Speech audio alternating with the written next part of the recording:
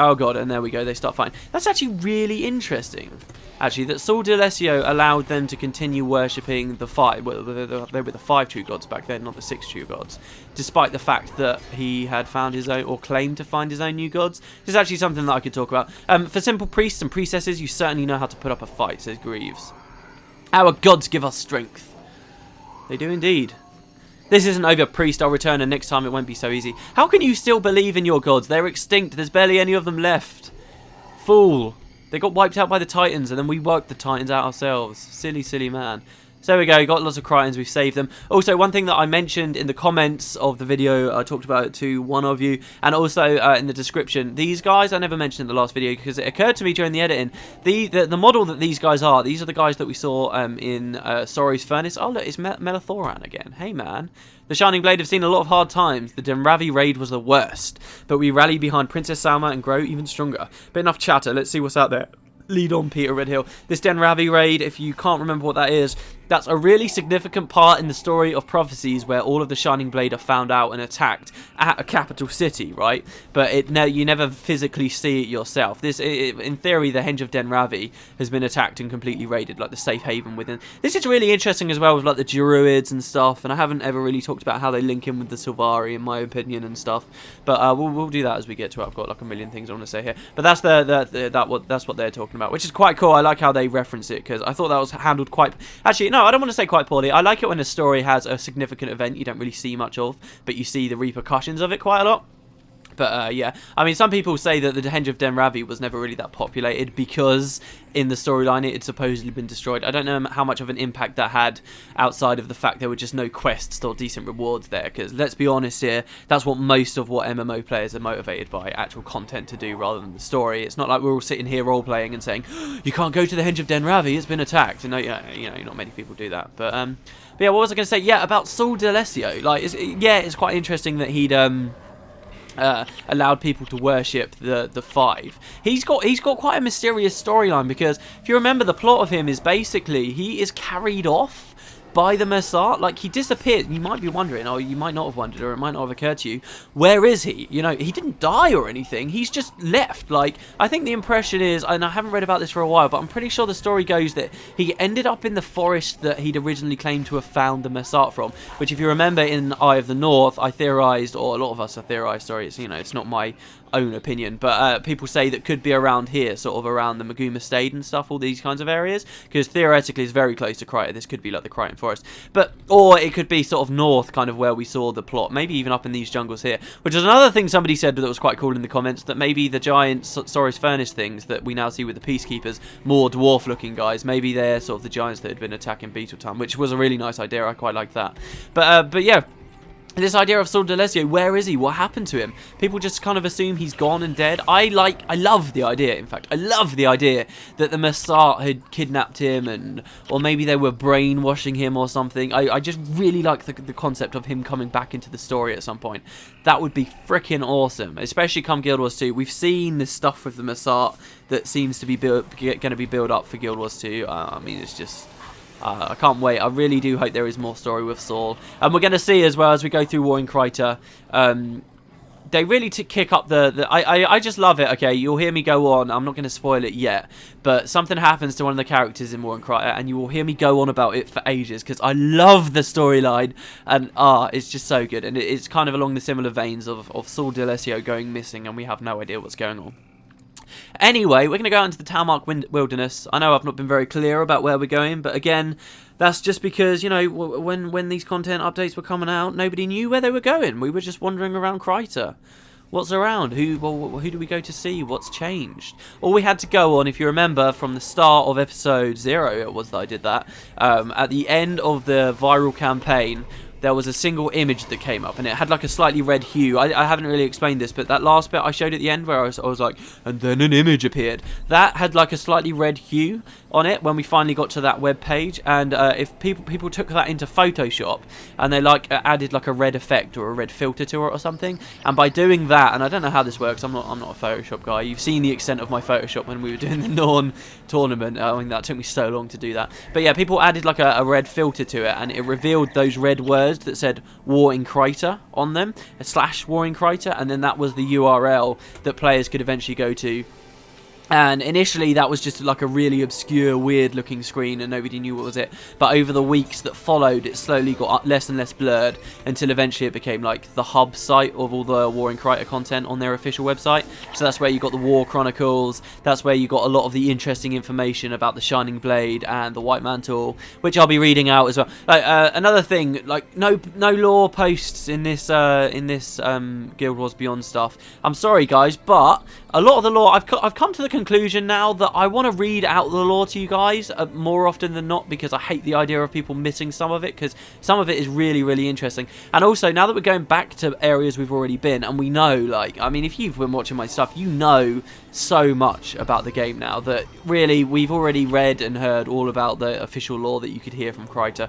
We saw all of that before, so there's not that much to do, so the descriptions won't be having lore in them. I don't want to say never, because, you know, that's a horrible word. But for the foreseeable future, I can't imagine myself putting much more lore in there. There is interesting lore, as I say. It's on the web page. If you want to do it, just go guildwars.com/warinKryta. But I promise you there will be, I'll be reading out the most interesting stuff actually in the game. I'm going the wrong way, aren't I? Yes, I am. Or maybe we can slip through here. I think we should be able to. So yeah, this video is going to end pretty soon. I thought I'd be here a little bit quicker, but obviously I've rambled and stopped too much. Let's just keep walking. There's no actual peacekeepers around here.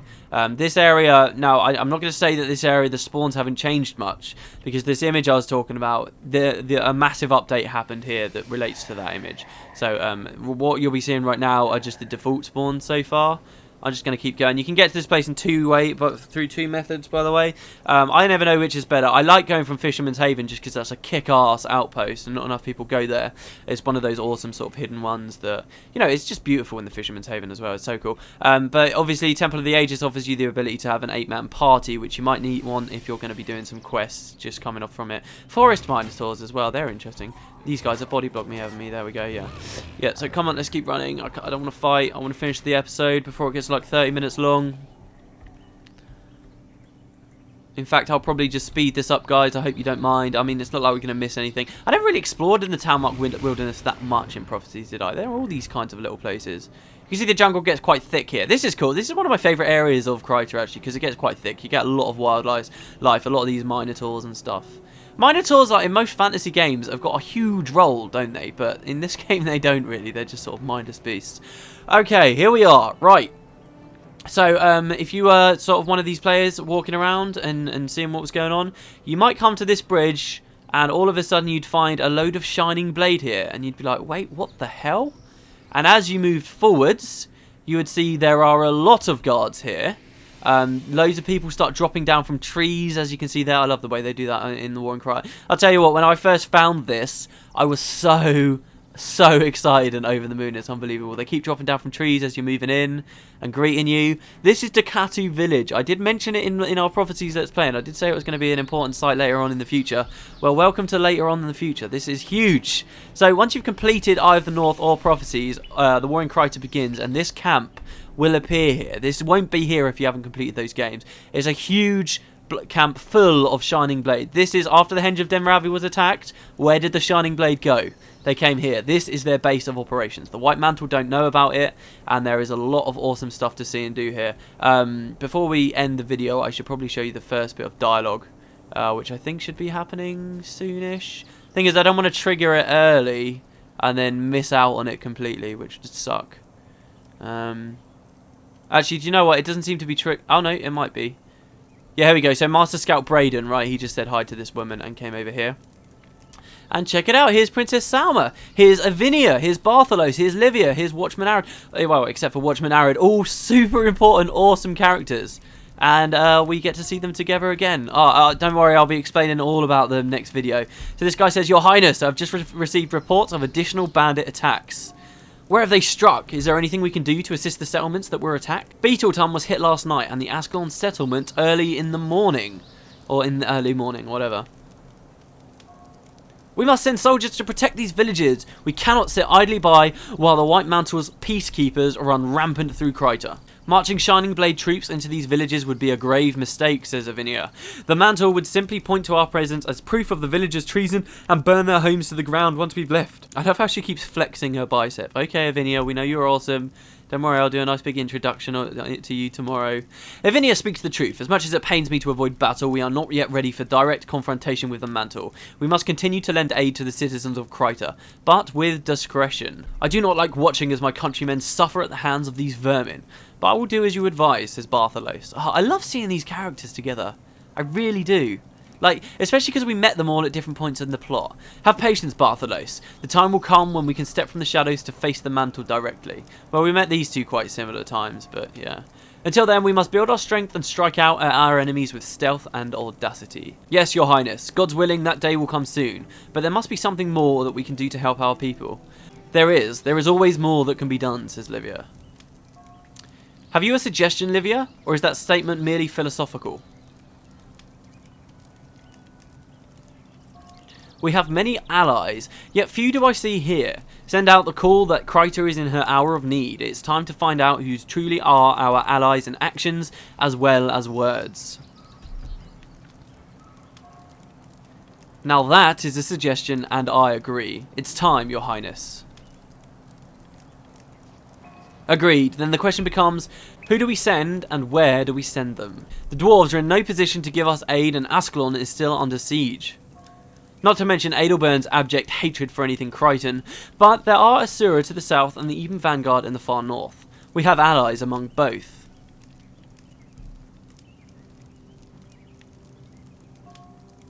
Asuran magic and the Eben Vanguard's tactical skills behind enemy lines are renowned throughout Kryta. Their assistance could tip the scales in our favour.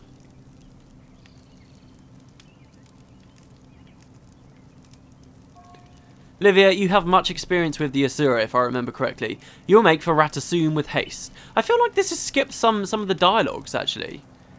I mean, I thought there were so many more before this dialogue actually happened. Ivinia, you have enjoyed a fruitful relationship with the Ascalonians in the past. Perhaps the Eben Vanguard will be more receptive to our cause than King Adalbern. The Asura Gate beneath the Lion's Arch leads right to the Eye of the North. A boat from Fisherman's Haven should allow me to travel there without attracting the attention of the mantle. See, this line's really good because it actually specifically says that the dungeon that we go through from Lion's Arch to reach Eye of the North is the one that exists in canon lore rather than the ones that exist under Kyning Center and Nightfall, which is pretty cool. At least that's what people genuinely accept, I suppose. Princess Salma says, good luck to you both. May Dwayna protect you on your journey.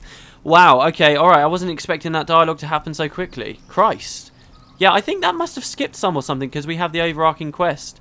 Wow, okay, well, then never mind about ending it straight away. So, we've got these characters here. Ivinia and Livia, while they're running off, right? So, obviously, Livia, we met, was in the Shining Blade. She joined us for a time. She's the one with all the awesome stuff to do with the Scepter of Aura and stuff. Has she found it yet at this point in the storyline?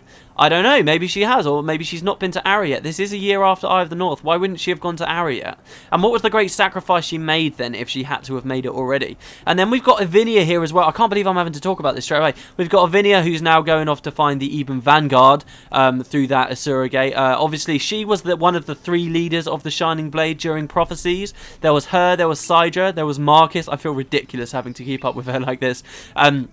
All 3 of those, they were the ones that led the Shining Blade at the point. Okay, the story was, obviously, Marcus betrayed them all to the White Mantle, leading to the huge assault on the Henge of Denravi, and all of the Shining Blade being split. At the same time, that was when we gave the scepter to the Vizier of Or, and all that stuff happened in the Crystal Desert. Finally, we returned, and these guys were going to be killed. Ivinia and Sidra, the only 2 leaders, were left. They were going to be killed on one of the Bloodstones by the White Mantle to appease the Massart. And Sidra sacrificed herself to help us get away with Ivinia. And then Ivinia led the Shining Blade until the end of Prophecies. Remember, at the end of Prophecies, though, Ivinia said, right in that last instance at the end of Prophecies, basically she said that she wasn't going to be leading the Shining Blade anymore, and she was going to be stepping down. So she stepped down and started dealing with essentially the politics. There's an interesting quote on the website, the War in Kryta website, that I'll read out at the start of the next video that talks about why she stepped down, which is quite cool. In her place, over the coming years, then factions and Nightfall and so forth happened. Over those years, Bartholo stepped up. He became in charge of the Shining Blade. He was the one who was in charge of them during Eye of the North, if you remember. And in fact, I think he is still the one in charge of them. He says, "Well met, friends. Here you see what is left of the Shining Blade, but new recruits are coming in all the time to bolster our numbers. We expect the Lion Guard to join the fight as well when the Princess travels to Lion's Arch." We got the stuff with the Lion Guard as well. Do you know what? My original plan was to come to the camp, have the initial dialogue, and then end the video, but obviously it went on for ages, so I'll just split this video in two. Next episode, though, we'll end this here. Next episode, I will see you guys back here at the camp. We'll have a good look at all of these people. I really wanted to speak to Avinia and Livia next video, but they've already left. And do remember where Avinia's gone as well, okay? So yeah, that did not go how I thought it was going to, but it's fine. I guess I will see you guys next time. I hope you guys enjoyed the video. Take care, everyone. We're just getting started here at the camp.